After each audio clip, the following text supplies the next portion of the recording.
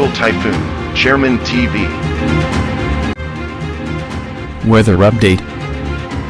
Helping homeless people. Please subscribe.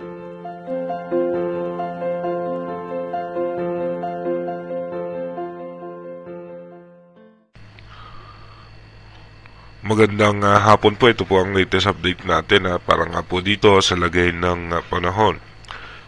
Yung minomonitor nga po nating low pressure area sa labas ng Philippine Area of Responsibility ay naging isang tropical depression na nga po ayon sa European Center.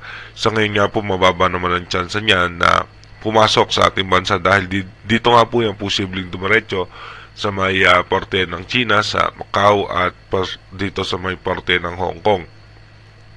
Pero sa mga susunod na araw, posible nga po yung humina at lalabas naman po yan dito sa may parte ng Taiwan at papasok ng Philippine Area of Responsibility. Pero ito nga po ay mababa naman ang landfall scenario dahil posible po yan humina dahil papasok nga po yan sa may frontal system. Papaloob po yan yung sama ng panahon na yan sa frontal system.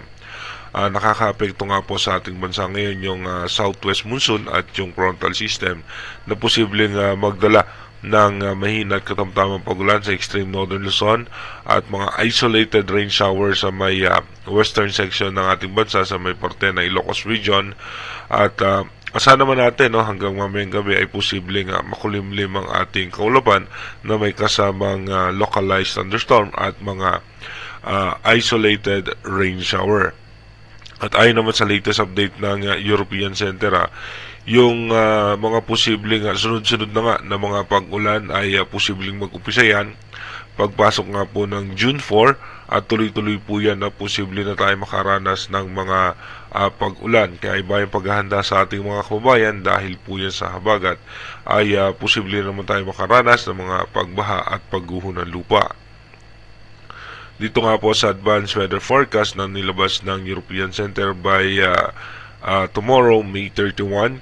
Asahan nga natin ito ay nasa coastal water ng Hong Kong. At asahan naman natin na meron pa rin tayong mararanas sa mga isolated rain shower dahil po sa habagat. At pagdating naman po ng June 1, posible nga na magkaroon ng landfall scenario yan dito sa may parte ng Hong Kong. At mananatili nga po na magiging maayos ang lagay ng ating panahon. Bagaman mayroong mga tsansa ng pagulan sa may western section ng Luzon dahil po sa habagat. Pagdating naman po ng June 2, yung sama ng panahon na yan ay papasok nga sa ating Philippine Area of Responsibility at nandito po yan sa eastern section ng Taiwan.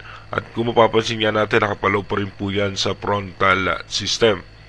Pagdating naman po ng June 3, dahan-dahan na nga pong magkakaroon ng mga pagulan ng west. Kung mapapansin nga natin yung frontal system ay magpapaulan po yan sa may parte naman ng extreme northern Luzon. At pagdating nga po ng June 4, dito na nga po ay mas lalakas mas bababa itong frontal system at magpapaulan po yan sa parte ng halos buong Luzon, kasabay po niyan yung habagat. Pagdating naman ng June 5, ito na nga po, mas posibleng malalakas na pag-ulan ang ating asahan at magkakaroon nga ng low pressure area dito sa loob ng frontal system dahil po yan sa pagsasalubong ng dalawang hangin. Pagdating naman ng June 6, tuloy-tuloy pa rin po makakaranas ng pag-ulan ng ating bansa, kasabay pa rin po yan ng habagat at ng frontal system. Kaya mag-ingat nga po tayo dahil sa mga posibleng pagbaha at pagguho ng lupa. Pagdating naman po ng June 7, tuloy-tuloy pa rin po yung mga pag-ulan. Apektado pa rin po tayo ng frontal system at ng habagat. Pagdating naman po ng June 8, ganun pa rin po tuloy-tuloy pa rin makakaranas tayo ng mga posibilidad na pag-ulan dahil naman po sa habagat. Again, inuulit po natin yung ating advanced weather forecast is possible scenario pa lamang po yan. Malaki pa rin po ang tsansa na magbago yan dahil gaya nga po na sinasabi natin bawat minuto ay nagbabago nga po yung ating advanced weather forecast. Mag-iingat po tayo palagi. God bless po sa ating lahat.